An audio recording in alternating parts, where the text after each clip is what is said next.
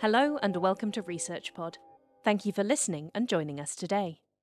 In this episode, we look at the work of Sukanya Ayatakshi-Endow, an experienced academic who has dedicated her time to working in the higher education industry.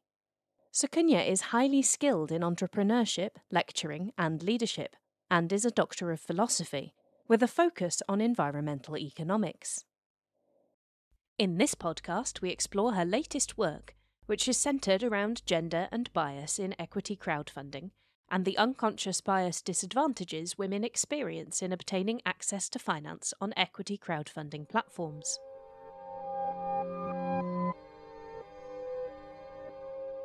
You may have heard of crowdfunding, which is a method for raising funds to support for-profit, social and cultural initiatives from people and organisations over the internet. This enables entrepreneurs to use various crowdfunding platforms to fund their business ventures. Historically, access to funds was not as readily available for young firms and startups without having to go through traditional funding routes, such as grants or bank loans. In fact, in 1997, the first recorded crowdfund of $60,000 was raised on the internet to support a British rock band to fulfill a North American tour. Generally, access to funding from traditional sources like banks has been challenging for women entrepreneurs. As a result, alternative options such as crowdfunding has been seen to democratise access to finance and is a proposed solution to the problem. But has this really changed, and does hidden inequity in fact still exist on these platforms? In 2011, UK data shows that equity crowdfunding was circa £30 million, and this has increased to £360 million by 2018. Although equity platforms have attracted a diverse pool of investors, this relatively new model does not come without challenges, especially concerning gender biases. By reviewing existing research, Sukanya has uncovered contradictory findings on this challenging topic. Previous research showed that within the non-equity-based platform Kickstarter, women entrepreneurs had high success rates in achieving their funding targets. In addition, a study showed that there were no intrinsic differences between men and women in reaching their targets. So where does bias fit in? Well, let's take a look at some more past research, starting with the theme of gender. Entrepreneurship has predominantly been seen as a masculine domain, and there is evidence to suggest a gender gap, particularly as women in general have been identified as disadvantaged in relation to bank financing. Research has shown that female firms have poor success in seeking and accessing traditional bank finance, and if they do, they face harsher lending conditions and high interest rates. However, the difficulties of gender do not end here. Biases are also shown through research conducted on US equity platforms. Women-led campaigns on average received lower funding against their target amounts compared to men.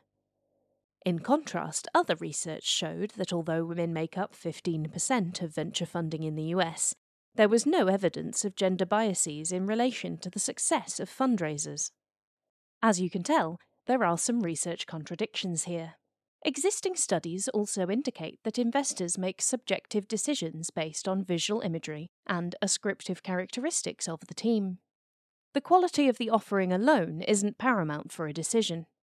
Interestingly, past research also shows that the type of language used to communicate in crowdfunding portrays founder characteristics. In fact, the project descriptions and linguistic style can often indicate the gender of the entrepreneur, however implicit.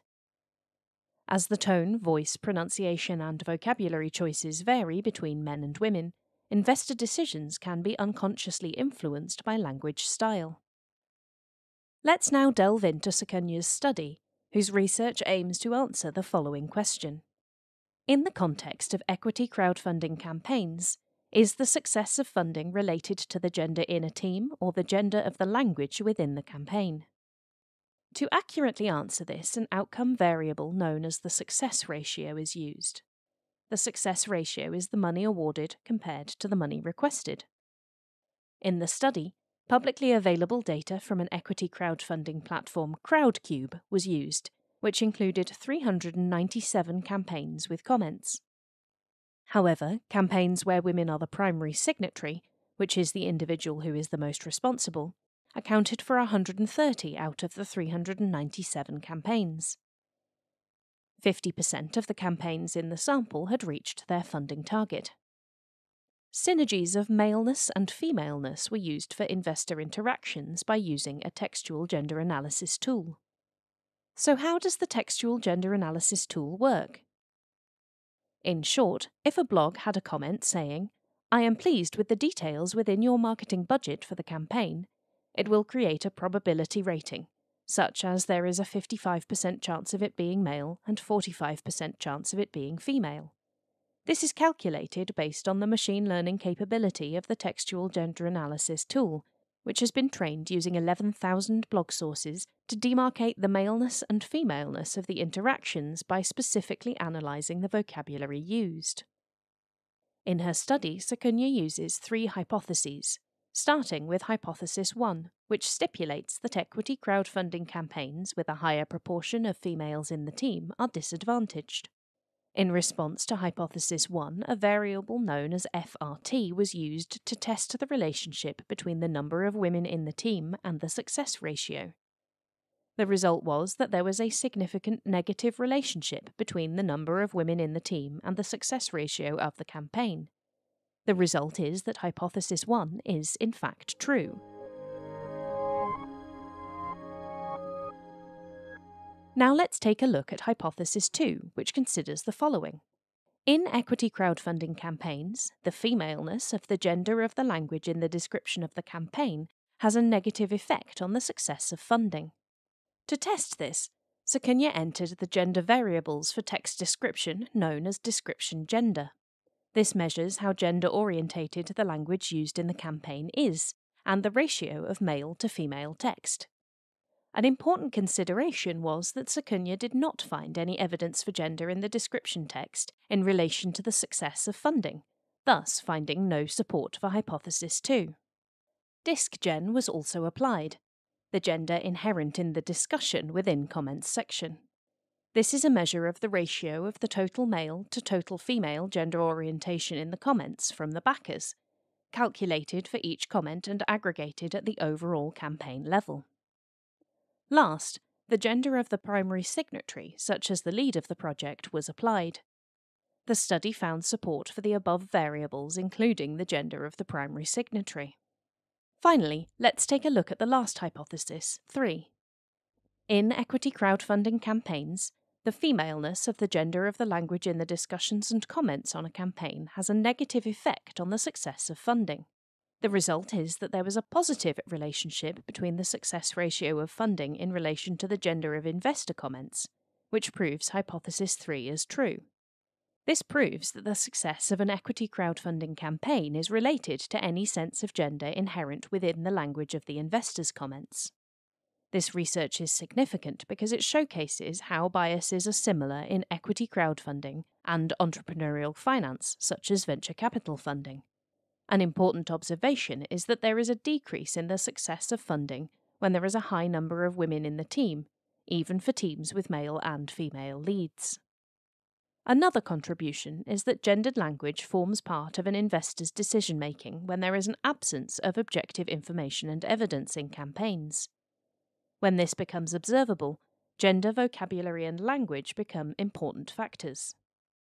So you may be wondering, how may this research resolve gender equity challenges? Well, Sukanya's study not only provides insight into the field of gender biases in equity crowdfunding, but also provides useful attributes for entrepreneurs, investors, and policymakers who regulate the crowdfunding market. This research is important in understanding the motives behind investors making an investment and seeking financial returns on campaigns. When this is understood, comparisons can be made between the motivations of equity crowdfunding and venture capital investors. Needless to say, there are some limitations to the research. Data on unsuccessful campaigns were not analysed, which showcases a research gap. It is important to consider research data from campaigns that have failed on equity platforms, or campaigns that are not selected to be launched, as they can offer more insights into gender issues. This can be in the form of an additional inquiry into the motivations and perceptions that led to failed campaigns. The data from the research itself shows that women are underrepresented in the population of fund seekers, which demonstrates a gender gap, rather than biases against women. We still don't know whether female investors prefer to support women or not, as the gender of investors was not included in the data. Last, there is contradicting evidence from other studies, where Cannes and others, for example, have concluded that in venture capital both male and female investors were biased against women founders. A final word for the listeners of this podcast. This study has successfully advanced the knowledge of gender in entrepreneurial finance by examining the unconscious biases at play when decisions are made. There is a need for more research to be conducted that examines gender nuances in language and interactions within campaigns. Although the study has been supported and backed by other research, it is clear to see that this is just the beginning, though most definitely not the end, of investigations into this important topic. That's all for this episode. Thanks for listening. Don't forget to check out the links to the original research in the notes for this episode, and stay subscribed to ResearchPod for all the latest in research news. See you again soon.